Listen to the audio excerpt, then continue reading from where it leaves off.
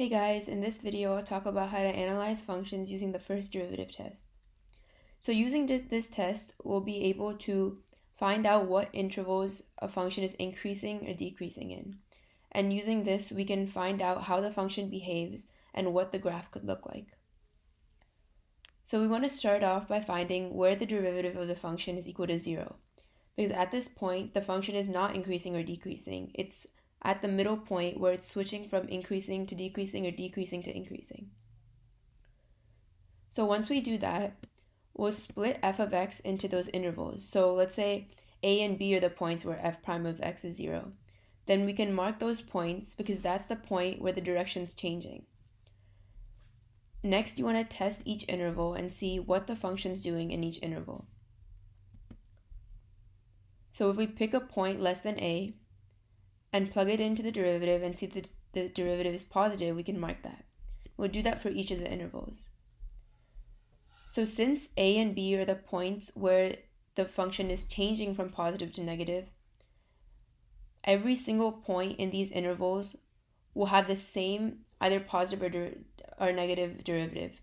So every point less than a would have a positive derivative. Every point between a and b would have a negative one. Same with the interval above b. So now we can apply this to the actual function. So see what these derivatives mean in the actual graph. So since we know that a positive derivative means a positive slope of a tangent line, the function must be increasing at that point. So at every point less than a, the function's increasing. And when the derivative is negative, which is between a and b, the function's decreasing. We can say the same thing for when the function's greater than b. At that point, it's increasing because the derivative is positive. So using this, we can sketch a graph, or we can just figure out how the graph actually looks and have a better idea of what the graph's like than just seeing the function itself. So now let's take a look at an example to see exactly how this can be applied. So once again, these are the steps in the first derivative test. So if we're given a function f of x, which is equal to 2x cubed plus 3x squared minus 36x, let's first find where f prime of x equals 0. So using the power rule, we can find the derivative and factor it. And we see that the derivative is equal to 0 when x equals 2 and negative 3. So we'll split the function into these intervals, less than negative 3, between negative 3 and 2, and greater than 2. And now we'll test a point in each of these intervals to see if the derivative is positive or negative in that interval. So if we choose negative 4 in this interval, we see that the derivative is positive.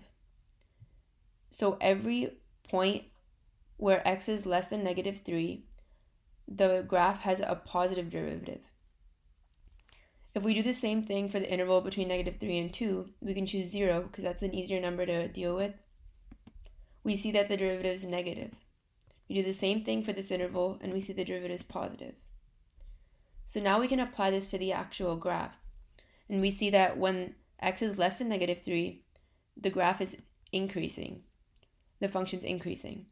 In this interval, it's decreasing. And in this interval, it's increasing.